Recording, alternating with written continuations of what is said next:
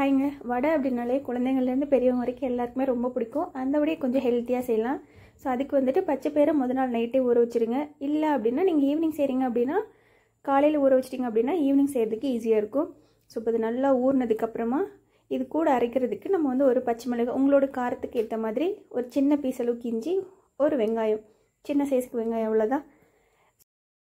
ஒரு 4-5 முறை நல்லா வாஷ் பண்ணிக்கோங்க. வாஷ் பண்ணிவிட்டு தண்ணி இல்லாமல் நீங்கள் ஒரு மிக்சர் ஜாரில் சேர்த்திக்கோங்க. இதுக்கு வந்து தண்ணி நம்ம வந்து விட வேண்டாம். இதில் இருக்க தண்ணியே நம்மளுக்கு வந்து போதும். ஸோ எல்லாத்தையும் உள்ளே சேர்த்துட்டு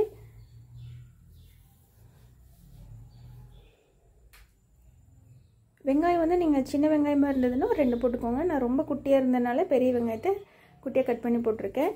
ஸோ இது எல்லாத்தையும் சேர்த்து நல்லா கொரகொரப்பாக அரைச்சி எடுத்துக்கோங்க. இது கூட ஒரு 2 ஸ்பூன் அரிசி மாவு சேர்த்திக்கோங்க. ரொம்ப தண்ணியாக இருந்தது அப்படின்னா இன்னொரு ஸ்பூன் கூட அட்ஜஸ்ட் பண்ணி சேர்த்திக்கோங்க. சேர்த்துட்டு இதுக்கு தேவையான உப்பு சேர்த்திக்கோங்க. அதுக்கப்புறமா பொடியாக கட் பண்ண வெங்காயம், கருவேப்பிலை, கொத்தமல்லி இது எல்லாத்தையும் சேர்த்துட்டு கொஞ்சமாக சோம்பு, லைட்டாக பெருங்காயம். ஸோ இவ்வளோதான். இது எல்லாத்தையும் சேர்த்து நல்லா ஒன்றா மிக்ஸ் பண்ணிக்கோங்க.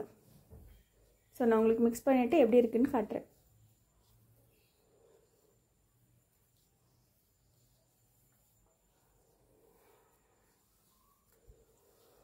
பாருங்கள், இந்த அளவுக்கு இருக்குது. இப்போ வந்து நம்ம வந்து வடை போட்டுடலாம். இது வடையாக சாப்பிட்றத விட அந்த கில்லு வடைன்னு சொல்லுவாங்க, அந்த மாதிரி குட்டி குட்டியாக போட்டிங்க அப்படின்னா ஈவினிங் டைமில் ஒரு கப் டீயோடு வச்சு சாப்பிட்றதுக்கு அவ்வளோ சூப்பராக இருக்கும். ஸோ இப்போ வாங்க போட்டு எடுத்துகிட்டு வந்துடலாம். இதை மீடியம் ஃப்ளேமில் தான் வச்சு செய்யணும். ஏன்னா பச்சைப்பயிறு அப்படிங்கிறது வந்து ஈஸியாக கருகிரும், அதாவது ஈஸியாகவே வெந்துடும். ஸோ அதனால் நீங்கள் மீடியம் ஃப்ளேமில் வச்சிங்க அப்படின்னா தான் உள்ளே இருக்கிறதும் வெளியே இருக்கிறதும் நல்லா கிறிஸ்பியாக வெந்து வரும். ஸோ இது நல்லா 2 பக்கமும் திருப்பி போட்டு இந்த கலர் சேஞ்ச் ஆகிற வரைக்கும் நல்லா ஃப்ரை பண்ணி எடுத்துக்கோங்க.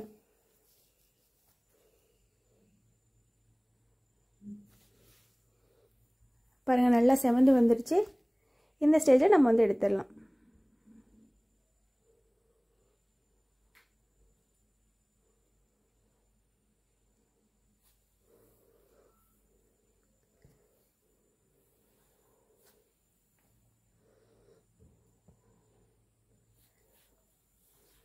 இது ரொம்ப கிறிஸ்பியாக இருக்கும். நீங்கள் செஞ்ச உடனேவும் சாப்பிட்லாம், இல்லை ஒரு 10 நிமிஷம் கழித்து சாப்பிட்லாம். நல்லா கிறிஸ்பினஸ் அப்படியே இருக்கும். இல்லை நம்ம வந்து வடை மாதிரி செய்கிறோம் அப்படின்னா இந்த மாதிரி நல்லா வடை மாதிரி தட்டிட்டு நடுவில் வந்து ஒரு ஹோல் போட்டுக்கோங்க. ஸோ அப்படியும் போடலாம், இந்த மாதிரி கில்லு வடையாகவும் போடலாம். ஸோ என் பையன் வேணும் அப்படின்றதுனால நான் ஃபஸ்ட்டு அவனுக்கு ஒரு வடை செஞ்சு கொடுத்தேன். ஸோ அதுவுமே சூப்பராக தான் இருக்குது. ஸோ இப்போ வடையை எல்லாத்துக்கும் பிடிச்சனால நம்ம வடையை போட்டு எடுத்துகிட்டு வந்துடலாம்.